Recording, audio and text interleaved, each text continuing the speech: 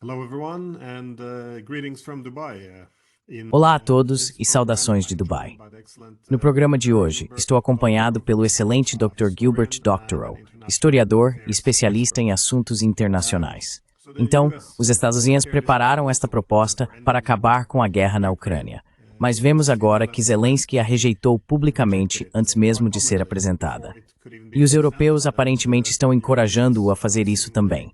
Como resultado, vimos agora Marco Rubio cancelar sua participação e tudo mais ou menos desmoronou antes mesmo de começar. Um desenvolvimento muito dramático, dado que os Estados Unidos agora ameaçam lavar as mãos desta guerra e se afastar, a menos que as partes comecem a se alinhar. Como você interpreta tudo isso? How do you make sense of all of this? Acho que os russos finalmente dominaram uma técnica que estava fora de sua competência por décadas: relações públicas. Este fim de semana foi bastante notável, pois Vladimir Putin tomou a iniciativa e lançou, sem qualquer consulta prévia com os ucranianos ou os americanos ou qualquer outra pessoa, sua proposta de um cessar-fogo de 30 horas em homenagem à Páscoa. Ele presumiu que os ucranianos seguiriam o exemplo. O resultado imediato de seu anúncio foi Zelensky aparecendo diante das câmeras, desgrenhado, parecendo confuso e fazendo uma declaração bastante espontânea e não muito gentil ou agradável, denunciando os russos por nunca concordarem com o cessar-fogo incondicional de 30 dias que ele havia proposto, e em vez disso, oferecendo uma pausa de paz de 30 horas. Isso foi de mau humor e mostrou que os russos realmente o pegaram de surpresa. It showed that the Russians had really caught him flat-footed. Now, the next move Agora, o próximo movimento foi obviamente um vazamento de informações para o Financial Times de que Vladimir Putin estava pronto para abandonar as ambições maximalistas da Rússia de tomar todos os 4 oblasts que foram incorporados à Federação Russa após um referendo no outono de 2022, mas que não foram totalmente capturados.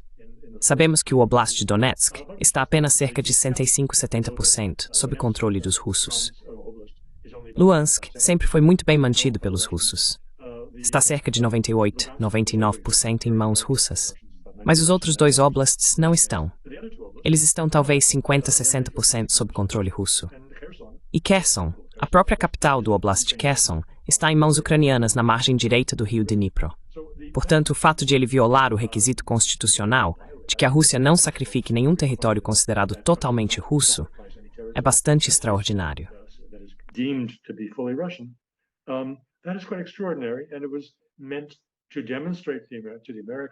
E era para demonstrar aos americanos que a Rússia não está atrás de uma conquista territorial, que a Rússia busca segurança e os outros princípios que foram anunciados no início da operação militar especial. O Financial Times observou isso de perto e comentou que provavelmente os russos, em troca dessa concessão muito considerável, estariam buscando que seus outros interesses fossem totalmente adotados pelos americanos no acordo de paz final que estaria na mesa. Bem, aqui você tem os russos fazendo uma concessão que parece importante.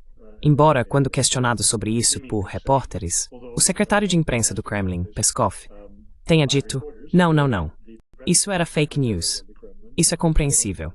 Said, no, this was fake news. That's understandable. I believe that this leaking of information to the financial... Acredito que esse vazamento de informações para o Financial Times e para a mídia ocidental foi feito intencionalmente para expor os ucranianos, para evitar discussões desnecessárias sobre essa concessão em casa, na Rússia, onde levantaria suspeitas e seria alvo de críticas severas de verdadeiros patriotas que dizem que isso viola a Constituição. Não podemos sacrificar a terra que foi devidamente incorporada à Federação Russa. Bem, eles expuseram Zelensky de mais de uma maneira. Ocorreu-nos, pense nisso, que os ucranianos, provavelmente sob sugestão do que os russos chamam de seus curadores em Londres, Washington e Paris, estavam propondo e avançando o cessar-fogo incondicional, com a intenção de desviar completamente a atenção de sua posição rígida sobre o desfecho, por sua relutância em aceitar qualquer coisa além de uma capitulação russa como base para um tratado de paz.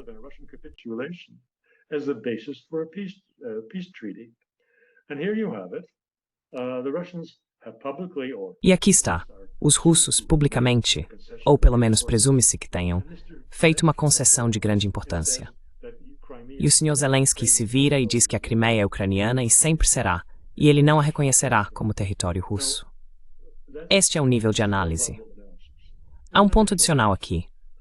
Vamos ser honestos sobre isso. Os ucranianos desviaram a desfecho porque se o Sr. Zelensky propusesse algo menos do que o programa maximalista que ele estabeleceu desde o início como seus objetivos de paz, que é essencialmente a capitulação russa, julgamento e tribunal de Putin e dos outros líderes russos, reparações e assim por diante, seria como se a Rússia tivesse perdido a guerra e a Ucrânia tivesse vencido a guerra. Russia lost the war and Ukraine won the war. If Zelensky would back away from Se Zelensky recuasse em qualquer uma dessas questões, ele seria linchado no dia seguinte. Ele não pode fazer concessões. Isso não é uma questão de capricho. É uma declaração de fato. Ele será linchado, e ele sabe disso. Então os russos foram muito inteligentes ao montar o cenário. E qual é o ato final dessa apresentação que eles prepararam? Que os Estados Unidos lavem as mãos de todo esse exercício, se afastem disso, provavelmente cortem toda a assistência de inteligência à Ucrânia. Digam, deixem os europeus fazerem isso, se gostam tanto da Ucrânia, e continuem o progresso da normalização das relações com a Rússia.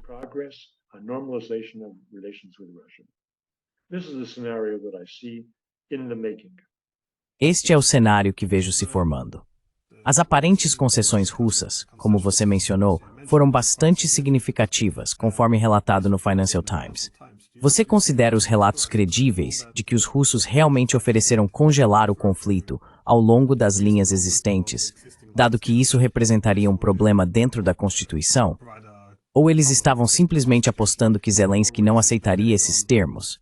Como você está interpretando isso? Por quê? Se for correto, foram concessões significativas por parte dos russos.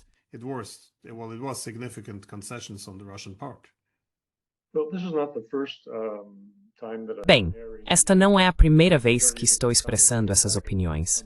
E posso te dizer que alguns comentários voltaram no vídeo anterior em que mencionei isso, dizendo, não, os russos não podem possivelmente desistir desse território. Dr. O não sabe do que está falando. Bem, acho que sei do que estou falando. E, novamente, você tem que olhar quais são os objetivos de guerra russos. Eles nunca foram de conquistar mais território. A incorporação 4 oblasts do Donbass e dos oblasts da Novorossia na Rússia foi feita rapidamente.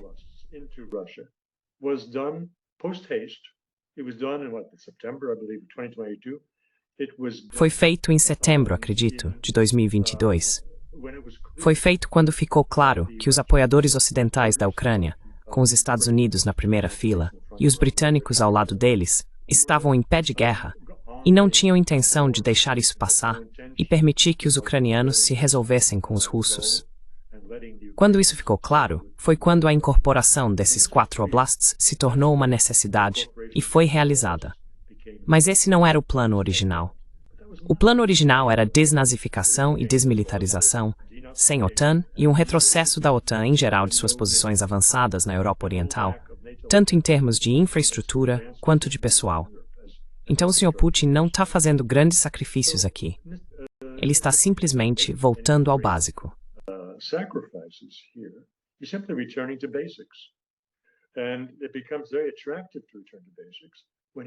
E torna-se muito atraente voltar ao básico quando ele vê a perspectiva de alguma normalização com os Estados Unidos.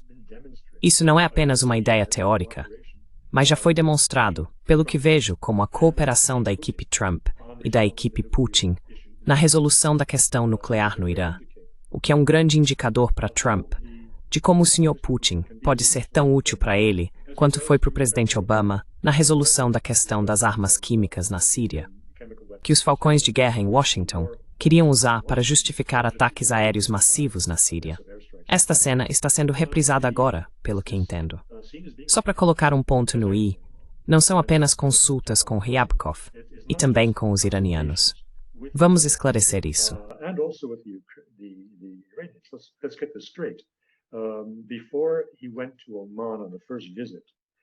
Antes de ir para Oman na primeira visita, Ryabkov fez uma parada de meio-dia em Petersburgo E você pode ter certeza de que eles conversaram sobre o que ele iria fazer em Oman no dia seguinte, nas negociações com o ministro das Relações Exteriores do Irã, por meio de um intermediário.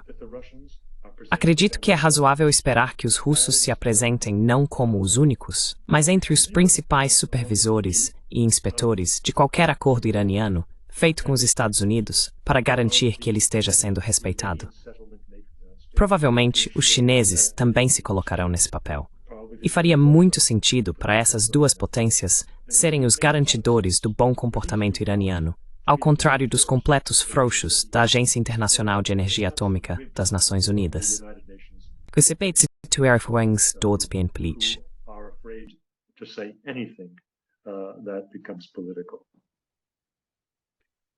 So, this diplomatic flop, how does it change now the nature? Esse fracasso diplomático, como ele muda a natureza da guerra? Porque, à primeira vista, parece colocar a Rússia em uma boa posição. Até mesmo a mídia americana reconheceu que os russos estavam preparados para fazer grandes concessões para alcançar a paz. Enquanto isso, Zelensky agora é visto como adotando uma posição muito maximalista, até rejeitando essa proposta antes da reunião em Londres e fazendo isso de forma bastante pública. E claro, agora os Estados Unidos têm uma desculpa, por assim dizer, para se desvincular da guerra se quiserem sair antes do colapso e, imagino, deixar toda a confusão para os europeus. Então, você vê isso em termos tão dramáticos? Ou como a guerra será afetada por isso?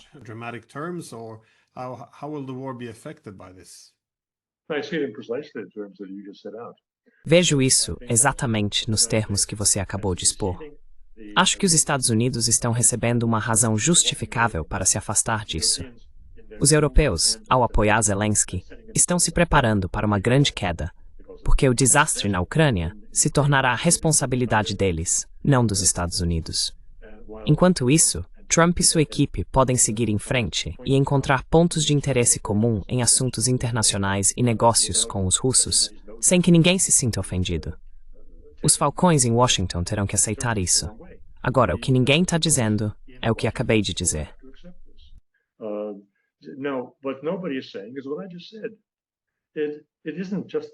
Não é apenas o capricho do Sr. Zelensky, ou seu mau humor, ou seu mau temperamento, ou sua estupidez. Deus sabe o quê. Não, o homem entende, e foi dito publicamente, que se ele trair a gangue neonazista que controla o governo de Kiev desde 2014, ele será enforcado em uma árvore. Isso não é especulação minha. Isso está registrado publicamente. Você não encontra isso na primeira página do Financial Times, mas é óbvio como o dia. Ele não pode fazer concessões. Não é que ele não queira fazê-las. Ele não pode. Se ele tiver que fazer concessões, é melhor pegar um avião alguns minutos depois, porque sua vida não valerá nada.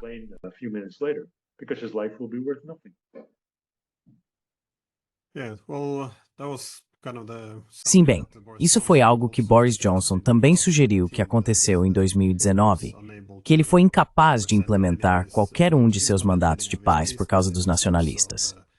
Mas houve um comentário interessante hoje do ex-assessor de Zelensky, Alexei Arestovich, que argumentou que a Ucrânia deveria aceitar a perda dessas 4 regiões, porque, em suas palavras, a alternativa seria a perda de 8 regiões. Então, em outras palavras, a alternativa não é a vitória, é uma derrota maior. E eu acho que qualquer um que esteja acompanhando o conflito agora meio que reconhece isso, que a guerra está sendo perdida, e quanto mais for adiada, mais homens e território serão simplesmente perdidos.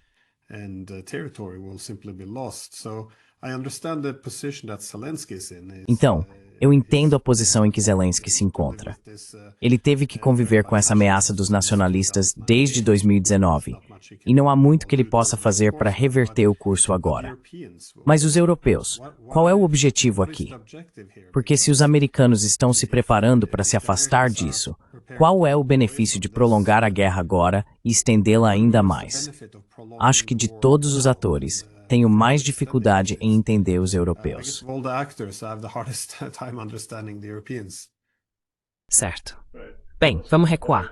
Arestovich comenta, ele está nos Estados Unidos, não está agora? Ele não esteve lá por vários anos, a menos que eu esteja perdendo algo. Onde ele estava quando fez essa declaração? Não tenho certeza. Ele estava em um desses podcasts que costuma participar. Não tenho certeza. Ouvi dizer que ele estava nos Estals, depois ouvi que ele estava na Turquia. Para ser honesto, eu realmente não sei. Mas ele está na Ucrânia. Pelo menos, isso é certo. He's not in Ukraine. Otherwise, he wouldn't dare say what he said. Ele não está na Ucrânia. Caso contrário, ele não ousaria dizer o que disse. Você pode ser objetivo e fazer contribuições valiosas quando não tem sua vida em risco, porque tem esses caras atrás de você prontos para linchá-lo. Essa é a situação em que o Sr. Zelensky se meteu durante todo o tempo em que esteve no poder. Mas quanto aos europeus, por que eles são tão teimosos? Bem, você discutiu isso com vários analistas, e acho que, em geral, o que ouvi ou entendi é que eles cavaram um buraco para si mesmos. E é muito difícil para a maioria deles se livrar dos compromissos que assumiram. Eles não têm intenção de se aposentar cedo da vida política, então continuam fazendo isso. Of retiring early from political life, so they keep on doing it. And they're hoping that Mr. Trump. E eles estão esperando que o Sr. Trump mude de opinião, porque ele parece mudar de opinião com frequência ultimamente, e que ele adote a visão deles. E ele não fez nada para desiludi-los dessa ilusão. Ele não fez o que deveria ter feito, que é dar um ultimato aos europeus. Ele nunca fez isso.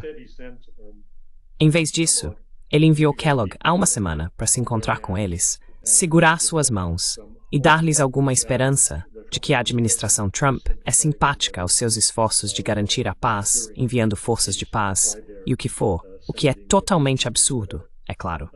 Trump deveria ter dado um ultimato. E ele não teve coragem de fazer isso. O que quero dizer, tenho que apontar como uma crítica severa.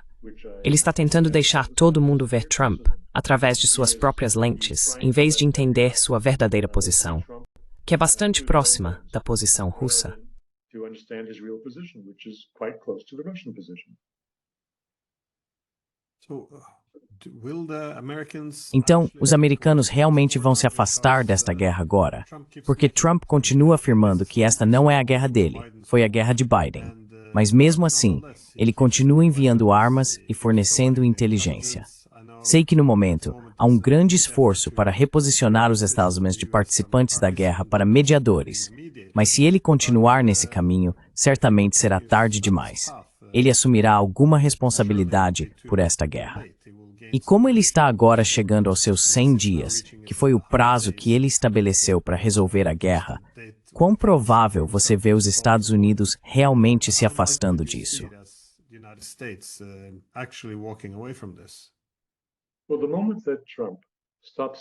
Bem, o momento em que Trump parar de fornecer armas e parar de fornecer inteligência é o momento em que ele terá tomado uma decisão clara e aqueles entre seus oponentes, tanto no país quanto no exterior, estarão prontos para atacar.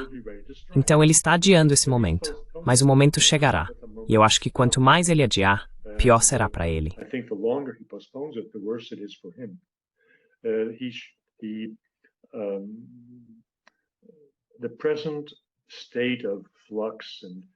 O atual estado de fluxo, fluidez e incerteza sobre suas intenções atingiu seu limite. Ele se afastará disso? Eu acredito que sim. Neste momento, ele tem toda a justificativa. É muito difícil para alguém minimamente objetivo dizer que ele deve apoiar os ucranianos quando eles estão sendo totalmente irreais, não enfrentando a realidade no terreno e exigindo que o vencedor leve tudo do perdedor.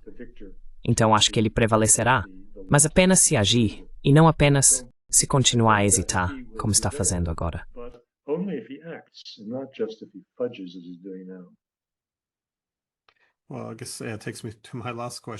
Bem, acho que isso me leva à minha última pergunta.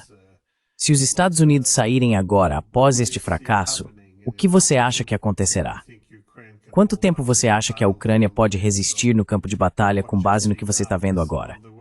Porque parte do armamento mudou de, por exemplo, a enorme necessidade de projéteis de artilharia para armamentos mais baratos como drones, que os europeus são capazes de fornecer. Não estou dizendo que os europeus podem substituir os americanos, mas por quanto tempo a guerra pode realisticamente continuar se os Estados Unidos se desvincularem completamente disso? Well, you've touched upon a key issue. The nature Bem, of the war você tocou em uma questão-chave. A natureza da guerra mudou. Houve várias mudanças nos últimos 3 anos. Houve pontos de virada que nos fazem observadores e comentaristas parecer tolos, porque nossas expectativas eram baseadas em uma natureza estável da guerra. E ela mudou, primeiro pela introdução de armas letais pelos Estados Unidos e seus aliados, o que não era esperado, e pelo armamento cada vez mais letal e sofisticado que eles forneceram a Kiev. Então, esses pontos de virada existiram. Nos últimos meses, há uma mudança decisiva na natureza da guerra, o que torna, francamente, mais fácil para os ucranianos resistirem por mais tempo. E você acabou de tocar nisso. for the Ukrainians to hold out longer. And you just touched upon it. It has become a drone and electronic warfare, Tornou-se uma cena de campo de batalha de drones e guerra eletrônica, o que funciona contra a concentração de tropas que seriam dizimadas por drones kamikaze. Isso possibilita que um número relativamente pequeno de nerds de computador e jogadores de videogame constitua uma força militar eficaz usando drones, tornando muito arriscado para uma força atacante ir a campo e se expor a essas armas, que, como eu disse, são controladas por relativamente poucas pessoas. Então, toda a questão sobre os ucranianos estarem com falta de mão de obra, bem, não realmente, se for uma situação de drones. E só para voltar a uma questão muito importante, a natureza mudada da guerra, acredito, é expressa no número de baixas. Quando era claramente, como você estava dizendo, uma guerra de artilharia, os russos tinham, como quase fizeram no início, uma vantagem de 7-1 ou 10-1 em projéteis de artilharia disponíveis em comparação com os suprimentos ucranianos. 10-1 advantage in available artillery shells versus the Ukrainian supplies. It didn't happen in the middle of the war. It happened from the first days of the war, Isso não aconteceu no meio da guerra. Aconteceu desde os primeiros dias da guerra. where the Brits have Quando mudou disso para drones, onde os britânicos enviaram milhares de drones, e onde os próprios ucranianos estão fabricando-os em oficinas subterrâneas, talvez suprindo 30% de suas necessidades internamente. Quando essa mudança ocorreu, o número de mortes diminuiu. 3 meses atrás, dia após dia, as notícias russas estavam relatando 1.800, 2.000, 2.200 baixas ucranianas dia após dia. Agora, quando ouço os relatórios de notícias da televisão estatal russa do campo, ouço sobre nesta frente, matamos 50 ucranianos naquela frente. O que é isso? we killed 50 Ukrainians on that front. What is it? It's a different scale. It is É uma escala diferente. É uma ordem de magnitude diferente. E isso tem uma importância decisiva para nós, ao considerarmos quanto tempo os ucranianos podem resistir. Por outro lado, a guerra não é apenas técnica e material, a guerra é psicológica. E do lado psicológico, os Estados Unidos abandonarem a Ucrânia pode ter uma importância decisiva em destruir a autoconfiança do povo ucraniano em sua capacidade de resistir aos russos. Isso torna muito difícil dar um prognóstico confiável ou seguro sobre quanto tempo a guerra pode durar. Mas acredito que terminará antes do final deste ano. Provavelmente, por causa do impacto psicológico da saída dos Estados Unidos e de um colapso do moral do lado ucraniano. Não porque eles não tenham corpos para colocar na linha de frente. Eles têm alguns corpos. they don't have any bodies to put on the line. They have some bodies, and the front lines have not collapsed. And in the case of E as linhas de frente não colapsaram. No caso dos pequenos pedaços de terra que estavam sendo mantidos pelas forças ucranianas na província de Kursk, meu Deus, está em 99,5% da terra sendo recuperada, e aquele último 0,5% é extremamente difícil para os russos capturarem. Os ucranianos estão indo para a morte conscientemente, em vez de se renderem ou fugirem. Fugir é bastante problemático, mas eles não estão fazendo isso. E assim, os russos reconheceram há muito tempo que seus irmãos eslavos na Ucrânia têm o mesmo tipo de coragem e a mesma determinação que eles. E isso não mudou. Portanto, como eu digo, é muito difícil obter uma data séria para quando a guerra terminará. Mas acredito que será mais cedo do que tarde, e certamente será antes do final deste ano. But I believe it'll be sooner rather than later, and it'll certainly be before the end of this year. Yeah, well, when I heard about the huge US pressure and Bem, Quando ouvi sobre a enorme pressão dos Estados Unidos e os russos fazendo grandes concessões, fui tomado por um momento de otimismo de que esta guerra poderia possivelmente chegar ao fim em breve. Mas parece que ainda vai continuar por algum tempo. No entanto, concordo que agora há um grande limite sobre até onde isso pode ir. Então sim, Dr. Gilbert Doctorow, muito obrigado. É sempre muito fascinante obter suas percepções. Então, obrigado novamente. Always very fascinating to get your insights. So thanks again. É um prazer.